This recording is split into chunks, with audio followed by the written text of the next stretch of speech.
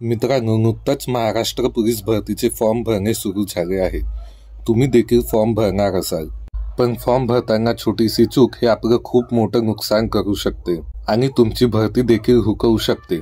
या व्हिडिओमध्ये मी पूर्ण स्टेप वाईज फॉर्म कसं भरायचं हे शिकवलं आहे. तुम्ही जरी नेट कॅफे मधून फॉर्म भरणार असाल तरी तुम्हाला माहिती पाहिजे कुठं काय भरायचं असते, अन्यथा नेट कॅफे वाले देखील तुमचा फॉर्म चुकवू शकतात. म्हणून व्हिडिओ शेवटपर्यंत पहा आणि आपल्या मित्रांसोबत नक्की शेअर करा. पहा, साईट ओपन केल्यानंतर आपल्याला या प्रकारचा इंटरफेस दिसतो. सर्वात आधी आपल्याला आपले खाते ओपन करायचे आहे. त्यासाठी नवीन नोंदणी करा या ठिकाणी जायचे आहे. इथे आल्यावर आधार क्रमांकाचा एक बॉक्स दिसतो. तिथे आपला आधार क्रमांक टाकायचा आहे व जनरेट OTP वर क्लिक करायचे आहे. OTP तुमच्या आधार कार्डच्या फोन नंबरवर जाणार. तो OTP इथे टाकायचा आहे आणि व्हेरीफाय OTP करायचा आहे. त्यानंतर असा पेज ओपन होतो. इथे तुमचं नाव, जन्मतारीख, लिंग व राज्य आधारप्रमाणे दिलेला असतो. हे चेक करायचं आहे. त्यानंतर इथे तुमची ईमेल ID टाकायची आहे. हीच ईमेल ID पुढे तुमच्या अकाउंटचं युजर नेम देखील राहणार. दोन्ही बॉक्समध्ये सेम पासवर्ड टाकायचा आहे आणि खालच्या बॉक्समध्ये आपलं फोन नंबर टाकायचा आहे. त्यानंतर आपलं पूर्ण नाव इंग्रजीमध्ये आणि तेच नाव देवनागरीमध्ये लिहायचं आहे. मग आपलं लिंग सिलेक्ट करा. आय हॅव रीड इन्स्ट्रक्शन या बॉक्सवर क्लिक करा. कॅप्शा टाका आणि रजिस्टर करा. रजिस्टर केल्यानंतर असा पेज येतो. त्यानंतर तुमच्या ईमेल ID वर एक व्हेरिफिकेशन लिंक येणार. ती लिंक तुम्ही ओपन करायची आहे आणि ती स्वतःहून व्हेरीफाय होऊन जाणार. त्यानंतर तुम्ही लॉग इन करू शकता. आता आपण लॉग इन पेजवर येऊन जातो. इथे आपली ईमेल ID, आपण क्रिएट केलेला पासवर्ड आणि दिलेला कॅप्शा टाकून लॉग इन करायचं आहे. लॉग इन केल्यानंतर असा पेज ओपन होते. इथे तुमच्या आधारची डिटेल्स तुम्हाला दिसून येते. इथे अर्ज आणि छायाचित्र अपलोड करा या ऑप्शनवर जायचं आहे आणि तिथे पदासाठी अर्ज करा त्या ऑप्शनवर जायचं आहे. इथून तुमचं मेन फॉर्म भरणे सुरू होते. इथे स्वतःचे नाव, वडिलांचे नाव, आडनाव, आईचे नाव इंग्रजीमध्ये टाकायचे आहे आणि त्यानंतर तीच माहिती मराठीमध्ये देखील टाकायची आहे. पुढे कोणत्या पदासाठी अर्ज करायचा आहे ते आणि कोणत्या घटकामध्ये अर्ज करायचा आहे ते सिलेक्ट करायचं आहे. एकदा पूर्ण माहिती चेक करून मग पुढील पृष्ठावर जायचं आहे. इथे तुम्हाला आरक्षण व समांतर आरक्षणाबद्दल माहिती द्यायची आहे.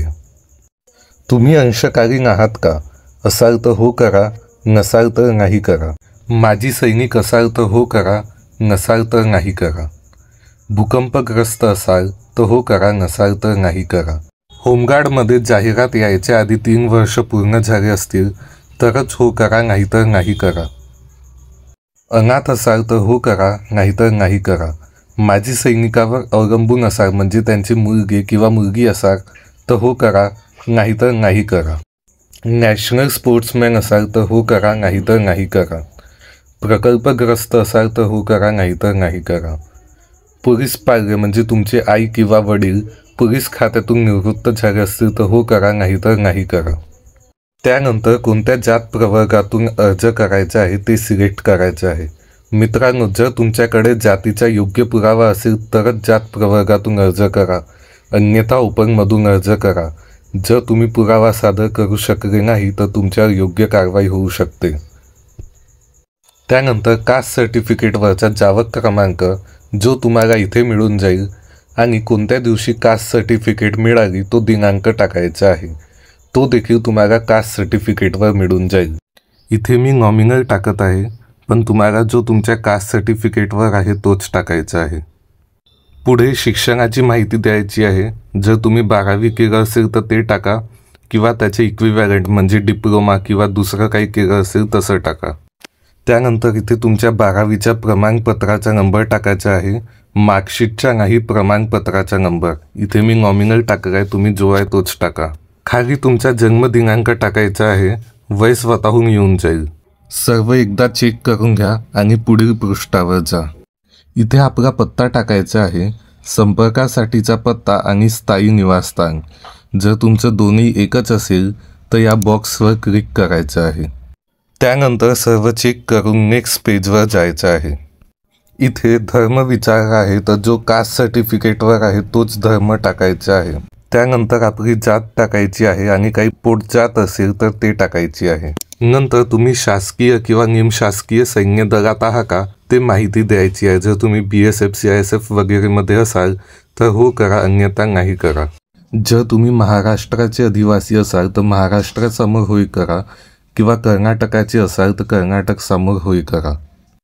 इथे डोमेसाइल सर्टिफिकेटची माहिती आणि कोणत्या दिवशी मिळालं ते दिनांक टाकायचा आहे। खाली कोणत्या समांतर आरक्षणाचा लाभ घ्यायचा आहे ते सिलेक्ट करायचं आहे। मी कोणत्याच समांतर आरक्षणात बसत नाही म्हणून माझ्यासाठी तो ऑप्शन नाही आहे।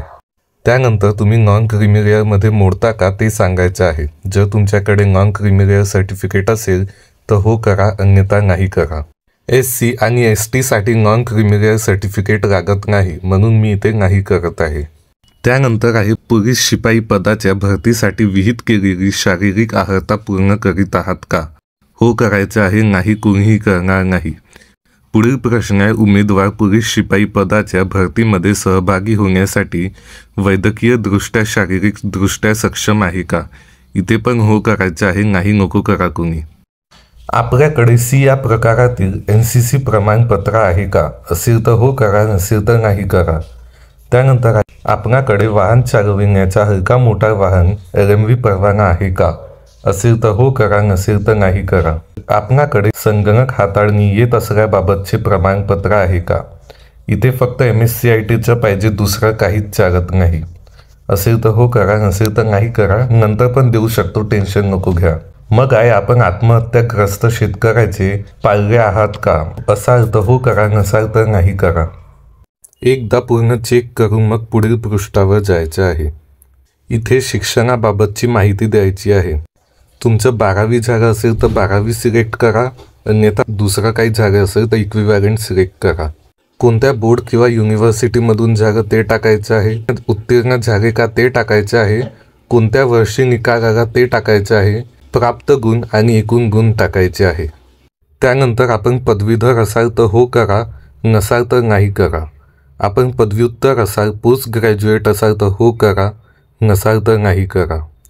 त्यानंतर हा ऑप्शन महत्त्वाचा आहे, पोलीस शिपाई पदासाठी पात्र आहात परंतु अंतिम निवड यादीत निवड झाली नाही तर महाराष्ट्र सुरक्षा महामंडळ यांच्या स्थापनेवर मुलाखत घेऊन करार पद्धतीने काम करण्यास इच्छुक आहात का? म्हणजे तुम्ही वेटिंग लिस्टमध्ये आले पण निवड झाली नाही तर तुम्ही MSF मध्ये काम कराल का? जर तुम्हाला MSF मध्ये काम करायचं असेल तर हो करा, नाहीतर नाही करा। आता प्रतिज्ञापत्र वाचून त्या बॉक्समध्ये टिक करायचं आहे। फॉर्म सेव्ह करायच्या आधी अर्जाचे पूर्वदृश्य पाहून घ्यायचे आहे।